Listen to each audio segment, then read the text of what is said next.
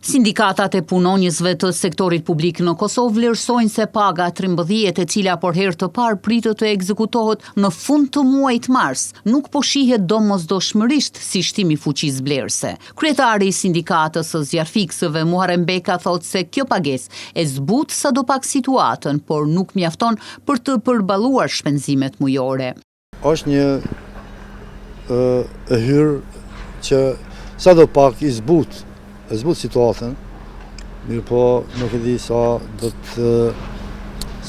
t'jetë e kënaqshme për shkak se jemi dëshmitar se kohën e fundit kemi inflacion të ngritur, kemi ngritje të çmimeve, mandej tash sfundit edhe si shpritet edhe i artikujve të tjerë.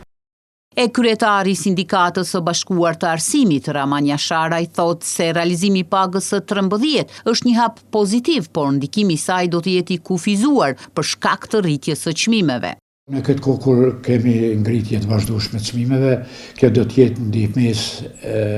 e vogël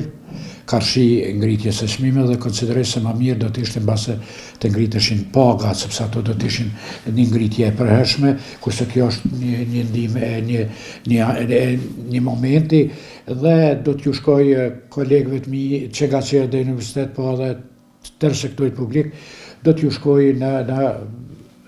ngritje çmimesh. Edhe Bashkimi i Sindikatave të Pavarura të Kosovës vlerëson se pagesa shtesë është e mirë se ardhur, por nuk e zgjidh problemin kryesor. Kryetari i BSPK-s dhe Hykolli thotë se zgjidhja afatgjate do të ishte rritja vlerës së koeficientit të pagave në mënyrë që të punësuarit të mund të përballojnë më lehtë koston në rritje të jetesës.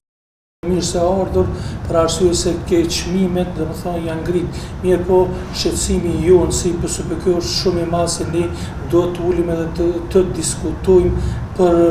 vlerën e koeficientit për arsye se koeficienti është i ulët. Domethënë ndoshta për këto momente paga 13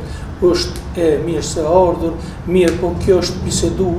edhe duhet të futet në marrëveshjen e përgjithshme kolektive. Në kohën kur inflacioni në Kosovë ka shënuar rritje mesatare për rreth 6%, e kur së fundmi janë shtrajntuar edhe karburantët dhe është paralajmëruar mundësia rritjes së tarifave të energjisë elektrike, kjo pagesë shtesë rrezikon të shpenzohet shumë shpejt për nevojat e përditshme. Sipas Agjencisë së Statistikave të Kosovës, rritja vjetore e çmimeve është ndikuar kryesisht nga shtrëngtimi i disa grupeve të mallrave dhe shërbimeve, përfshirë shërbimet në lidhje me pajisjet personale të transportit 42.5%,